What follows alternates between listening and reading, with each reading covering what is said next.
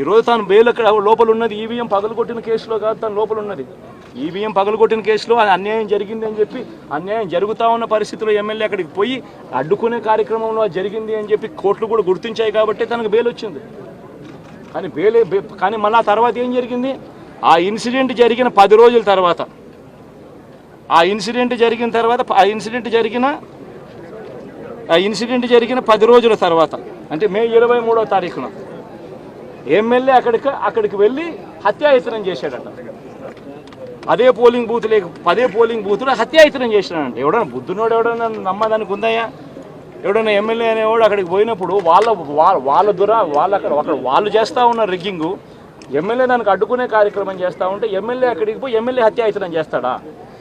చెప్పడానికైనా హద్దు పొద్దు ఉండాలి కదా. 10 రోజుల తర్వాత ఎమ్మెల్యే హత్యాయత్నం చేశాడని చెప్పి కేసు పెడతారు 10 రోజుల తర్వాత. ఇప్పుడు నిజంగానే అటువంటి ఇన్సిడెంట్ జరిగిందంటే సిట్టు 17వ తారీఖు నుంచి మే 17వ తారీఖు నుంచి 20వ తారీఖు లోపల మధ్యలో ఇచ్చిన రిపోర్ట్లో ఆ సిట్లో అది చెప్పాలి కదా, ఇది జరిగింది, ఎమ్మెల్యే అనే వ్యక్తి హత్యాయత్నం చేసే కార్యక్రమం చేశాడు అని చెప్పి రావాలి కదా. మరి ఎందుకు సిట్ రిపోర్ట్లో రాలేదు? ఈ రకంగా ఒక మనిషిని కేవలం 4 సార్లు ఎమ్మెల్యే, తాను 2000 కన్సిస్టెంట్గా 4 సార్లు ఎమ్మెల్యే గెలిచాడు. 2009లో గెలిచాడు, 2011లో గెలిచాడు, 2014లో గెలిచాడు, 2019లో గెలిచాడు. ఒక మనిషి కన్సిస్టెంట్గా 4 సార్లు ఎమ్మెల్యేగా గెలుస్తూ వస్తున్నాడు అని అంటే ఆ మనిషి మంచోడు కాబట్టి గెలుస్తూ వచ్చాడు, ఆ మనిషి మంచోడు కాబట్టి ప్రజలు ఆశీర్వదిస్తూ వచ్చారు. అటువంటి వ్యక్తిని తీసుకొని వచ్చి తప్పుడు కేసులలో ఈ మాదిరిగా బిగించడం ఎంత మటుకు ధర్మం? ఈరోజు ఒక్క రామకృష్ణ నాయుడు ఒక పరిస్థితే కాదు, రాష్ట్ర వ్యాప్తంగా ప్రతి గ్రామంలోనూ కూడా ఇదే కార్యక్రమాలు జరుగుతూ ఉన్నాయి. ప్రతి ఒక్కరూ కూడా వాళ్ళ స్థాయిలో రెడ్ బుక్స్ అని చెప్పి రెడ్ బుక్లు పెట్టుకొని ఉంటారు. చంద్రబాబు నాయుడు స్థాయిలో చంద్రబాబు నాయుడు ఒక రెడ్ బుక్, లోకేష్ స్థాయిలో లోకేష్ ఒక రెడ్ బుక్, ఎమ్మెల్యే స్థాయిలో ఎమ్మెల్యే ఒక రెడ్ బుక్, మండల స్థాయిలో మండల నాయకుడు ఒక రెడ్ బుక్, గ్రామ స్థాయిలో గ్రామంలో ఇంకో రెడ్ బుక్, గ్రామ స్థాయిలో ఇంకో నాయకుడు గ్రామ స్థాయిలో ఇంకో రెడ్ బుక్లలో పెట్టుకొని ఏం చేస్తూ ఉన్నారు? అతి దారుణంగా అన్యాయంగా ఆస్తులు ధ్వంసం చేస్తూ ఉన్నారు. రాష్ట్రం మొత్తం దాన్ని చూస్తూ ఉంది, కానీ ఎవడు మాట్లాడడం లేరు. దొంగ కేసులు పెడతా ఉన్నారు, పోలీసులు ప్రేక్షక పాత్ర పోషిస్తూ ఉన్నారు. దొంగ కేసులు పెడతా ఉన్నారు, వాళ్ళే కొడతారు, మన ఇటువైపున కేసులు పెడతా ఉన్నారు. రాష్ట్రం మొత్తం ఇది చూస్తూ ఉంది. చీని చెట్లు నరికేస్తూ ఉన్నారు, ఆస్తులు ధ్వంసం చేస్తూ ఉన్నారు, కనిపిస్తూ ఉంది. ఎమ్మెల్యేలు ఏకంగా జేసీబీల మీద పొక్లేన్ల మీద ఎమ్మెల్యేలు స్వయంగా తిష్టేసి ఏకంగా పోయి బిల్డింగులు పగలగొట్టే కార్యక్రమాలు చేస్తూ ఉన్నారు. ఇంతటి దారుణంగా నిజంగా చేస్తూ ఉన్నారు అని అంటే ఎల్లకాలం ప్రభుత్వం మీది కాదు, ఎల్లకాలం రోజులు మీయే ఉండవు చంద్రబాబు, అది గుర్తుపెట్టుకో. మీ పాపాలు పండుతూ ఉన్నాయి వేగంగా. ప్రజలు దీన్ని క్షమించని పరిస్థితుల్లోకి వస్తారు. ఖచ్చితంగా మీకు బుద్ధి చెప్పే పరిస్థితులు రోజులు కూడా ఉంటాయి. చేతనైతే మంచి చేయండి, మంచి చేసి ప్రజల మనసులు గెలుచుకుని ఓట్లు ప్రజల మనసుల్లో స్థిరస్థాయిగా నిలబడే కార్యక్రమం చేయండి. కానీ తప్పుడు రాజకీయాలు ఈ మాదిరిగా నువ్వు ఒక్కరివే చేస్తావు అనుకుంటా ఉన్నావు. ఇదే మాదిరిగా కొనసాగితే రాష్ట్రంలో ఒక తప్పుడు సాంప్రదాయానికి నువ్వు నాంది పలుకుతా ఉన్నావు. నువ్వు వేసే ఈ బీజం, నువ్వు వేసే ఈ తప్పుడు సాంప్రదాయం, రేపొద్దున నువ్వు వేసే ఈ బీజం చెట్టు అవుతుంది. రేపొద్దున నువ్వు ఏదైతే ఇత్తుతావో అదే పండుతుంది.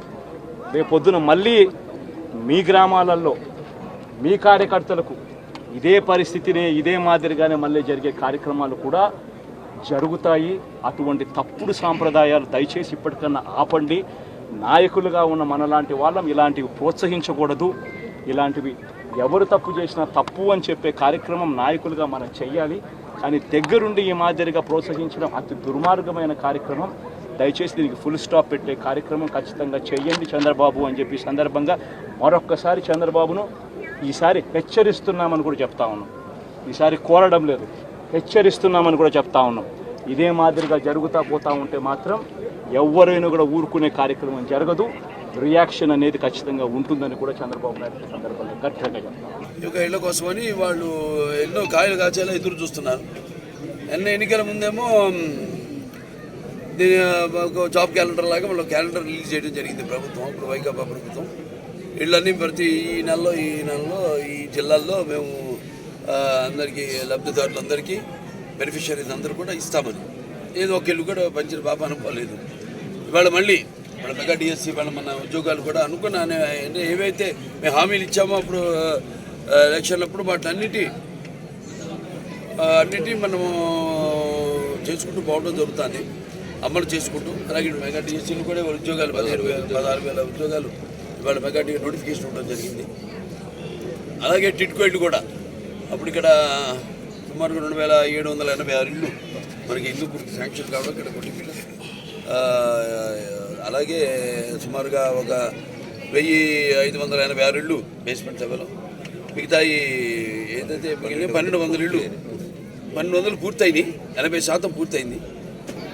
ఇవాళ ఎంత భారీ స్కామ్ జరిగిందంటే రాష్ట్రంలో అన్ని వ్యవస్థలను కూడా నిర్వీర్యం చేసేసి ఏదో ఎంగిలిమెంట్లు రాల్చి ఎలా పరిపాలన చేయాలో చేతకాక ఈ 3 ఏళ్ళేమో ఈ 3 రాజధానులని, అలాగే దాని తర్వాత ఈ నవరత్నాలని, ఇలా మొత్తం అసలు అన్నిట్లోనూ కమిషన్లు, ఆ శాండ్ కానీ ఇసుక దాంట్లో కానివ్వండి, లేకపోతే మద్యం కానివ్వండి, లేకపోతే ఈ యొక్క మైన్స్లో అన్నిట్లో కూడా దాంట్లో ఒక్కొక్కటి ఇప్పుడు చూస్తుంటే అసలు నమ్మకం కావట్లేదు. అసలు ఏంటి ఇలా కూడా అసలు ఎన్నింటి వెలికి ఇంకా వస్తే ముందు అన్నీ కూడా బయటికి ఎన్ని కోట్లు వాళ్ళు దోచుకున్నారు, ఎలా రాష్ట్రాన్ని అన్ని విధాలుగా అభివృద్ధి చేయకుండా ఎలా దాన్ని సర్వనాశనం చేశారు రాష్ట్రాన్ని. సరే వాళ్ళ అంటే ముఖ్యంగా ఇంకా పరిశ్రమలు తీసుకొచ్చేలా, అలాగే స్కిల్ డెవలప్మెంటు, అలాగే ఇక్కడ స్థానికులకి ఉద్యోగాలు అయితేనేమి.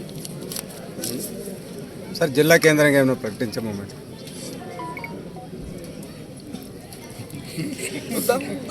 అందరి అభిప్రాయం కూడా అదే అనుకుంటున్నా. అంటే మన ఇక్కడే కాకుండా అంటే పేరు అదే ఉంచి జిల్లా హెడ్ క్వార్టర్స్గా చేసే అంటే వైసీపీ మాట తప్పింది సార్. ప్రతి పార్లమెంట్ కేంద్రాన్ని ఇప్పుడు కాదులేండి, అది క్వశ్చన్ కాదు, అది సమయం కాదు. ఎందుకంటే అదేమో ఆధ్యాత్మిక కేంద్రం గారు అందరూ కూర్చొని జిల్లా వాసులు, జిల్లా ఎమ్మెల్యేస్ అందరూ కూర్చొని మాట్లాడుకొని మంచి నిర్ణయం తీసుకుంటాం, అంతే తప్ప ఇప్పుడు దాని కాంట్రవర్సీ చేయొద్దండి. ఇంకా స్టార్టింగ్ పాయింట్ ఇది. 100 డేసే ఇంకా మా ప్రభుత్వం ఏర్పడి ఈ సరిచే వ్యవస్థలన్నీ సర్వనాశనం అయిపోయినాయి. ఆ వ్యవస్థల ఈ వ్యవస్థలన్నీ నాశనం చేశారు. ఆ వ్యవస్థలని సరిచేయవలసినటువంటి అవసరం ఉంది ఈ కొత్త ప్రభుత్వం. జగన్మోహన్ రెడ్డి అన్న చెప్పినట్టు అన్నీ దోచేసుకొని వెళ్ళిపోవడం జరిగింది. ఈ వ్యవస్థలో టిడ్కో హౌసెస్ కూడా ఈరోజు భ్రష్టు పట్టింది. యాక్చువల్లీ ఆ రోజు చంద్రబాబు నాయుడు గారి నాయకత్వంలో ఆ రోజు టిడ్కో హౌసెస్ ఒక నూతన టెక్నాలజీతో ఆ రోజు ఏర్పాటు చేయాలని పల్లంజీ వాళ్ళకి అప్పగించడం, అది త్వరితగతిన పూర్తి చేస్తున్నటువంటి సందర్భంలోనే ప్రభుత్వం పోయిన తర్వాత జగన్మోహన్ రెడ్డి దీన్ని పట్టించుకోకపోవడం ద్వారా ఇది ఇబ్బంది కలిగింది లబ్ధిదారులకి, అర్హులందరికీ. ఆ అర్హులందరూ కూడా మొన్ననే టిడ్కో కూడా అప్పిచ్చేదానికి కూడా ముందుకు వచ్చింది. 2,300 కోట్ల రూపాయలు ఇస్తున్నారు. ఆ త్వరితగతిన డబ్బులు తీసుకొని మొత్తం టిడ్కో హౌసెస్ పూర్తి చేసి ఎవరైతే లబ్ధిదారులు ఎవరైతే ఆ రోజు వాళ్ళకి నివాస మాకు కావాలని అర్జీలు పెట్టుకుని డబ్బులు కూడా బ్యాంకుల ద్వారా తీసుకున్నారో వాళ్ళందరూ కూడా ఇమ్మీడియట్గా ఒక రూరల్ సైడ్ కానివ్వండి, అటు గ్రామీణ ప్రాంతాల్లో, ఇటు పట్టణాలు వీటిలన్నిటి కూడా సమతుల్యంగా అభివృద్ధి చేసుకుంటూ అలాగే విస్తరిస్తూ ఈ పట్టణాలన్నీ కూడా మనం చూస్తున్నాం. ఇక్కడ వాళ్ళ ఎట్లా నాడు హైదరాబాద్కి ఎత్తిన బీజమే ఇప్పుడు వాళ్ళు ఎంతో సైబరాబాద్ అని కానీ, ఐటీ సిటీ అభివృద్ధి కానీ, లేకపోతే హైటెక్స్ కానివ్వండి, అలా అభివృద్ధి చెందుకుంటూ అది ఒకసారి పడిందంటే ఇక దాన్ని ఏ ప్రభుత్వం వచ్చినా ఎవరు ఆపలేదు. జరిగే